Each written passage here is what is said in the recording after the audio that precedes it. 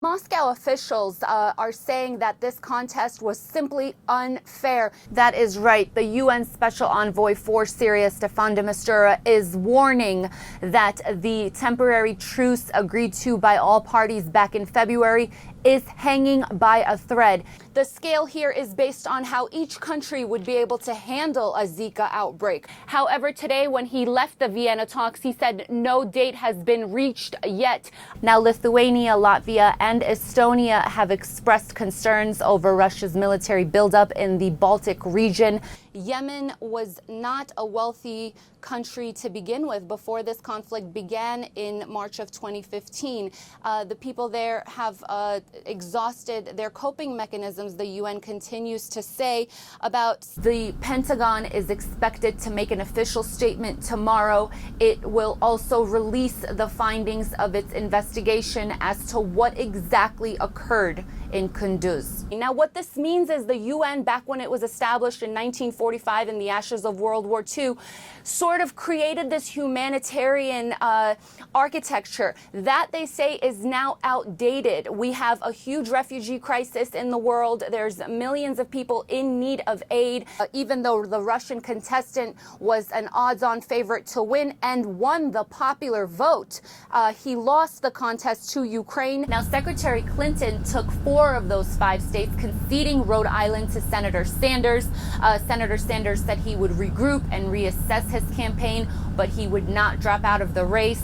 Foreign Minister Sergei Lavrov today at a press conference said Russia would stand ready to provide the most active support to Aleppo. This isn't just any newspaper. It's owned by Mr. Prokholov, who ran against President Putin back in the 2012 elections. He's more liberal leaning. This paper is said to have pushed the envelope. Prime Minister Netanyahu has been very vocal about President Obama's lack of support to Israel in recent years, and so this is almost seen as a push to lean toward Russia. There's been a breakthrough today in the talks to curtail the European refugee crisis. European Union officials say Turkey has accepted its proposal to take back refugees who cross into EU nations from its shores.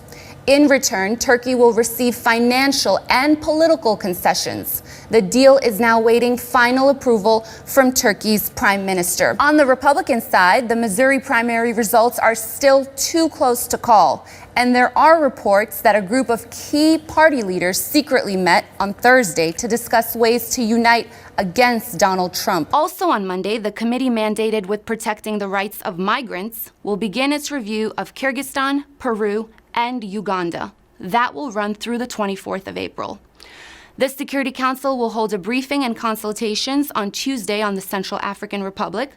The Council meets again on Wednesday for a debate on women in peace and security. Hello and welcome to 21st Century. I'm Radmilla Suleymanova.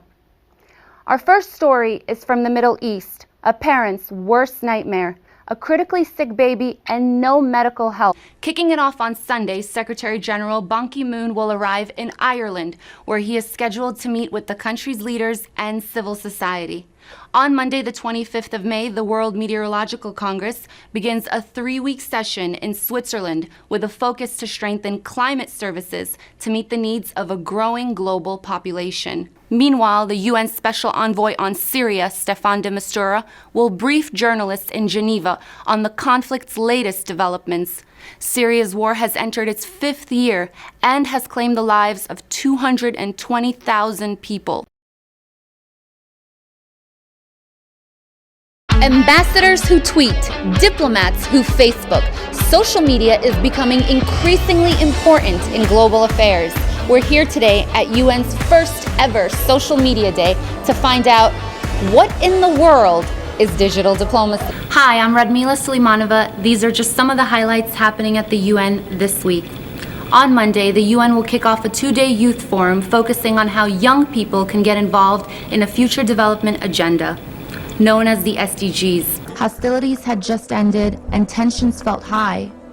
I met many refugees who had lived through the war and had fled their destroyed villages in the south. I asked them what they saw and what they've been through. What I heard was something I hadn't seen on American television.